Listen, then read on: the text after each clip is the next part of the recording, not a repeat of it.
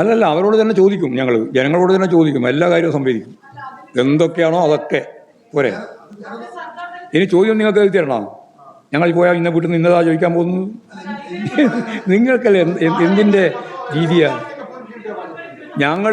ഞങ്ങളെല്ലാ വീട്ടിലും കയറി കക്ഷി രാഷ്ട്രീയത്തിന് അതീതമായിട്ട് എല്ലാവരുടെയും വീടുകളിൽ കയറി കാര്യങ്ങൾ അന്വേഷിക്കും. അവരെ സംബന്ധിച്ചിടത്തോളം എന്തും എന്നതൊന്നും ഞാൻ പറയുന്നില്ല. അതുകൊണ്ടാണ് ഞാൻ പറഞ്ഞത്, നിങ്ങൾ വെറുതെ ആവശ്യമില്ലാതെ ചോദ്യം ചോദിക്കണ്ട. ഒരു ഗൗരവമുള്ള രാഷ്ട്രീയ നിലപാടിന് പകരം പൈങ്കിളിയായിട്ട് മാറ്റാൻ നോക്കണ്ട. നിങ്ങളെല്ലാം പൊതുവായിട്ട് രീതി അങ്ങനെയാണ്. ഞാൻ ഉത്തരം പറയുന്ന കാര്യമില്ല. അല്ലേ ഞങ്ങൾ കട്ടില്ലെന്ന് ഞങ്ങൾക്ക് മുഴുവൻ അറിയാം.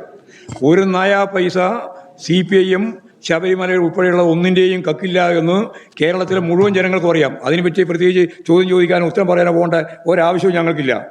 അത് നിങ്ങളെപ്പോലുള്ള ചില ആൾക്കാർ മനസ്സിലാവാതില്ലൂ. ബാക്കി കേരളത്തിൽ മുഴുവൻ അറിയാം. അതുകൊണ്ട് അമ്മാതിരി വർത്താനൊന്നും പറയണ്ട. ഒന്നുകൂടി പറയട്ടെ.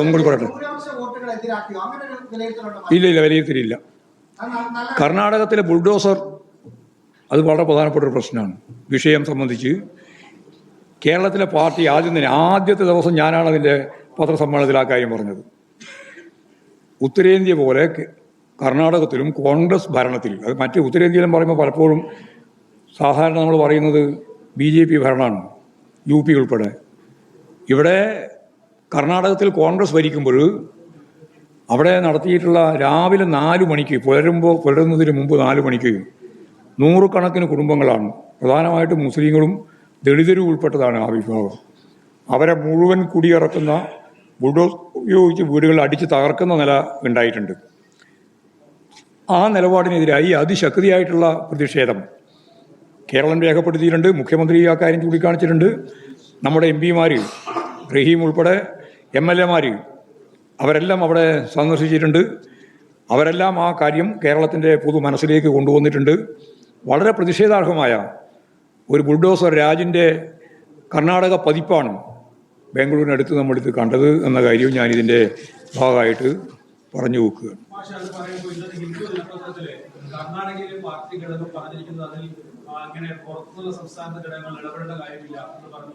അതെ, അവർക്ക് അങ്ങനെ പറയാം. ഞങ്ങൾക്ക് സംബന്ധിച്ച് പറയുന്നതിൽ എന്താ കാര്യം? നമ്മൾ രാജ്യത്തിൻ്റെ രാഷ്ട്രീയ കാര്യങ്ങളല്ലേ അവലോകനം ചെയ്യുകയും പരിശോധിക്കുകയും പറയുകയും പഠിക്കുകയൊക്കെ ചെയ്യുന്നത്. അതുകൊണ്ട് അത് UP-യിലായതുകൊണ്ട് UP മാത്രം പറഞ്ഞാൽ മതി, കർണാടകത്തിലാകുമ്പോൾ കർണാടകം മാത്രം പറഞ്ഞാൽ മതി, കേരളത്തിലായതുകൊണ്ട് കേരളം മാത്രമേ പറയേണ്ടുള്ളൂ. ഇതല്ലേ എന്തിൻ്റെ രീതിയാണ്? അല്പസമയം മുമ്പ് DK ശിവകുമാർ പറഞ്ഞത് മുഖ്യമന്ത്രി പിണറായി വിജയൻ തെരഞ്ഞെടുപ്പ് മുന്നിൽ കണ്ട് കർണാടക വിഷയം ഉന്നയിച്ച് ന്യൂനപക്ഷ സ്നേഹം കാണിക്കുകയാണ്. അതിരൂക്ഷമായ വിമർശനം.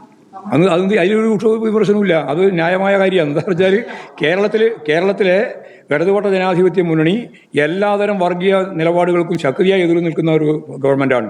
ആ ഗവൺമെൻറ് അദ്ദേഹത്തിൻ്റെ തന്നെ ഗവൺമെൻറ് നടത്തിയിട്ടുള്ള ക്രൂരമായ കടന്നാക്രമത്തെ ഫലപ്രദമായിട്ട് പ്രതിരോധിക്കുന്നതിന് വേണ്ടിയുള്ള ആശയതലം കൃത്യമായിട്ട് കൈകാര്യം ചെയ്തിട്ടുണ്ട്. ആ ജനങ്ങളോടൊപ്പമാണ് ഞങ്ങൾ എന്ന് പറയുകയും ചെയ്തിട്ടുണ്ട്. അതിലെന്താ വേറെ പ്രശ്നം?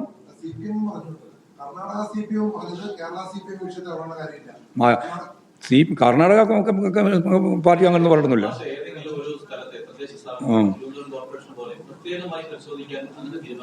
എങ്ങനെ പരിശോധിക്കാൻ? അല്ല, എല്ലാ കേരളത്തിലെ തദ്ദേശ സ്വയംഭരണ സ്ഥാപനങ്ങളിലെയും BJP അതുപോലെ തന്നെ കോൺഗ്രസ് വോട്ട് മാറ്റം സംബന്ധിച്ച് ഞങ്ങൾ പരിശോധിച്ചിട്ടുണ്ട്. അവിടെ അത് പരിശോധിക്കേണ്ട കാര്യമൊന്നുമില്ല, പരിശോധിച്ചിട്ടുണ്ട്. ആ പരിശോധിച്ചതിന് ഞാൻ പറഞ്ഞു കേരളത്തിലുടനീളം ഉണ്ടായിട്ടുണ്ട്. തമിഴ്നാട് ഇവിടെ മാത്രമല്ല. ശരി, 2 പഞ്ചായത്തൊന്നുമില്ല, നിരവധി പഞ്ചായത്തുണ്ട്. ഞാൻ അത് രണ്ടാം പറഞ്ഞു മാത്രമേ.